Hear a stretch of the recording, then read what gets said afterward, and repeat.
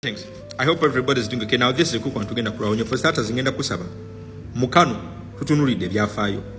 Tutunulidde byafaayo. Ebikadde wabulanga bobigatta. Bifanaganira ddala kye tuyitamu olunaku olwaleero. Wulirizamu katono. We twogerera. Map eya Buganda ebadde yajiddwa ku map ya Uganda nga batoleddewo central.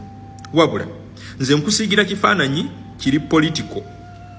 N'olwekyo ntunulidde omu ku baana ba Buganda abazira Benedicto Kiwanuka. Benedicto Kiwanuka yesimbawo mu kalulu ka 1960 mugumu nga His Excellency Robert Kyagulanyi Ssentamu we yesimbawo mu kalulu ka 20 mugumu. Njagala okwotinge bulungi date says. Wuliriza mu katono. Ono yali Ssaaba Minisita mu 1960 mugumu mu kalulu ke yawangula. Bamale bakaddemu mu 62. Yali omukulembeze w'ekibiina kya Democratic Party era yasooka okubeera Ssaabalamuzi w'eggwanga lyattu Uganda nga tannattibwa Idi Amin Dada mu 72. Mbulirizaamu ono yava mu famire eya humble background lwansonga taata we tasobola muyambako mu kusoma kwe. Yagenda ku Villa Maria Primary School era nga wano yali supported by Reverend Father Benedicto Nsubuga. Oluvannyuma lwawo yagenda ku Bikira Primary School n'amaliriza nga agenze ensambya ku secondary. Kigambibwa musajja watu yasobola kumalako kusoma kwe lwansonga taata wo olwamala okufa yalina okutwala obuvunaanyizibwa bw'okulabirira batoobe. Kigambibwa mu kaseera ke kamu nti oluvannyuma lw'okulemererwa okusoma yeegatta ku ggye lya Kabaka eryali limanyiddwa nga King's African Rifles KAR. Era oluvannyuma wano Benedicto Kiwanuka yagenda mu World War II okulwana n'eggye lino. Wano nno ng'ali mu World War II ng'alwana baamukuza n'agenda ku ddaala erya Sergeant Major. Akomawo mu ggwanga lyattu lya Uganda mu mwaka wa 1946 wano wawasiza Maxensia Zarango nga wayise omwaka gumu mu 1947. Mpulirizaamu katono. Oluvannyuma awo musajja watu yanoonya akalimu n'amaliriza nga afuuse omuvuunuzi ku High Court e Uganda awo. Oluvannyuma olwa link gye yayina mu High Court yafuna obusobozi okugenda osumerako mu ggwanga lyattu South Africa era ngeno gye yasomera kakoosi ke akaasooka mu mateeka era nga kigambibwa yayitira waggulu nnyo. Bw'amala okuyitira waggulu nnyo nga ali South Africa mu kakoosi ak'amateeka Benedicto Kiwanuka yasindikibwa oba yafuna scholarship ku London University eno gye yasomera amateeka. Wabula mpulirizamu katono era eno nga ali e London yafunirayo kye bayita LLB Barrister of Law and Commissioner for Authors. Wulirizamu katono. Naye bagamba njagala okiteeke mu mutwe nti Benedicto Kiwanuka yalina okutunda ebyobugagga bya famire ye ebyali bisigadde nga kwotadde n'ente okusobola okufuna akasente akamuyambako wadde yalina scholarship mu kusoma kwe mu ggwanga lyattu erya London. Lwaki? Lwansonga Buganda government oba oliawo gye yali alwanye nayo mu Ssematalo owookubiri teyasobola kumuyambako mu kusoma kwe oba tebaali willing kumuwa offer ya buyambi obw'ensimbi mu kusoma kwe lwansonga Benedicto Kiwanuka yali musajja mu Katuliki ate engeri ebiseera Mengo establishment baali ba Protestant. Ono history bwagamba bino si bigambo byange. Wulirizamu katono.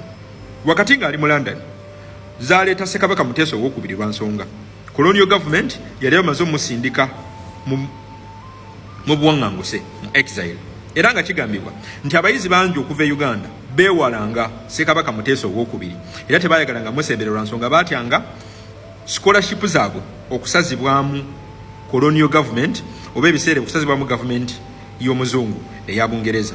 Wuliriza Benedicto Kiwanuka wamu ne mukwano gwe Emmanuel Mbaziira bano baakoleranga wamu ne Kabaka ne Ssekabaka Muteesa owookubiri era nga baali wamu naye mu biseera bye byonna eby'okusoomoozebwa. Wulirizamu katono. Matayo Mugwanya ng'agenze mu London okugezaako kakasa nti Ssekabaka Muteesa ateebwa. Kigambibwa nti era baali abantu babiri abaali basoma amateeka abaamuyambako okumuwa guidance n'okumuwa obuwagizi ku nsonga zonna ezaali ez'amateeka okugeza okumuzuulira munnamateeka yali omukukutivu mu Bungereza lawyer Mr. Duncan Foti. Era nga kigambibwa nti ono yasobola bulungi nnyo okuwoza omusango gwa Ssekabaka Muteesa owookubiri n'ateebwa oba oliawo okuva mu buwaŋŋanguse. Mu mwaka gwa 1956 Benedicto Kiwanuka yakomawo mu ggwanga lyattu erya Uganda asobole okupracticinga amateeka ge. Wano nno yafuuka muzira oba yafuuka famous,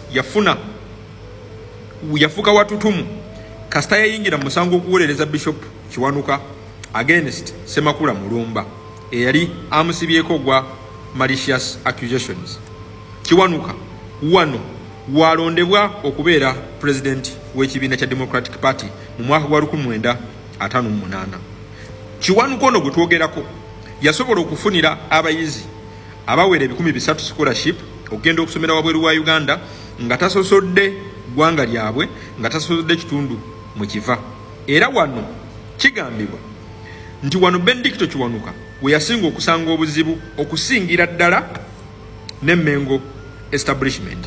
Era wano bakugamba nti entalo ezaali politika ezisinga okuba ennyingi ezaali wakati wa Benedicto Kiwanuka yasinga zisanga na Mengo establishment lwa nsonga musajja wattu yali mu Katuliki ate nga bannaffe bali basajja ba Protestant.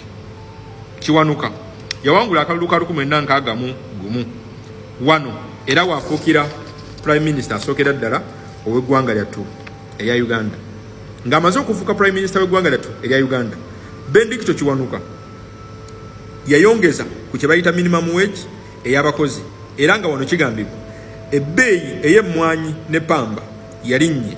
Kino nno kyamuteeka mu kabiga oba kyamuteeka mu ntatte wakati we ne gavumenti ey'abakoloni.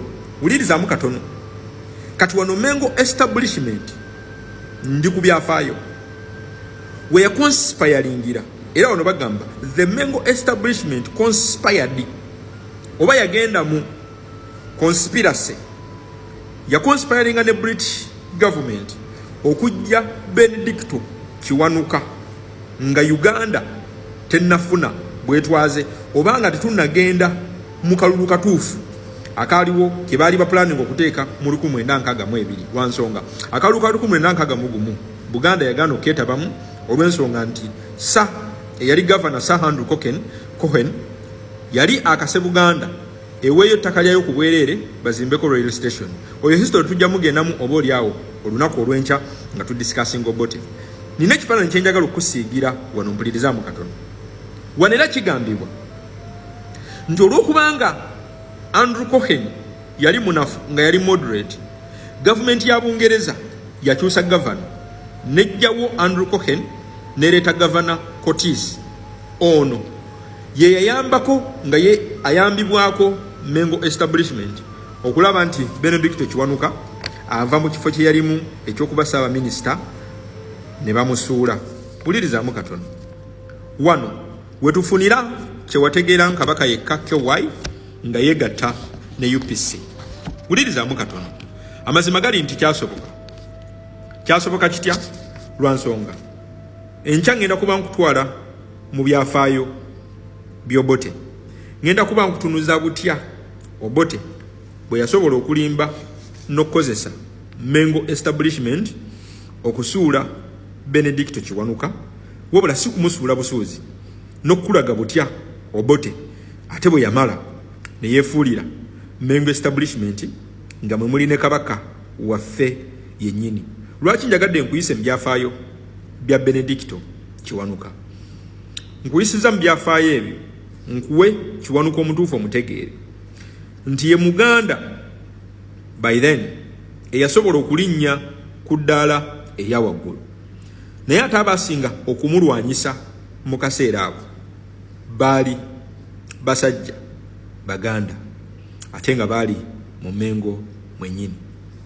Siiga ekifaananyi kye nkuwadde okiteeke mu politics ow'olunaku olwaleero.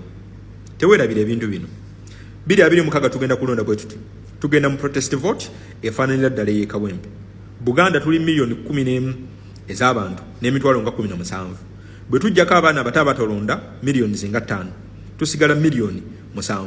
Kati gwe omuntu wa Buganda ng'oggyeko effutwa n'ennugu bw'olonda bwoti ne tugenda mu Busoga milioni 4 plus Busoga ne tugifunamu milioni 2 ne tugatta abasigadde ne batuwayo milioni 2. Ekitundu nnyo tubeera tulina milioni nga 10 ez'obululu bwe Uganda. Abantu abo nga bazanyidde mu kalulu tukabanja ne tukatwala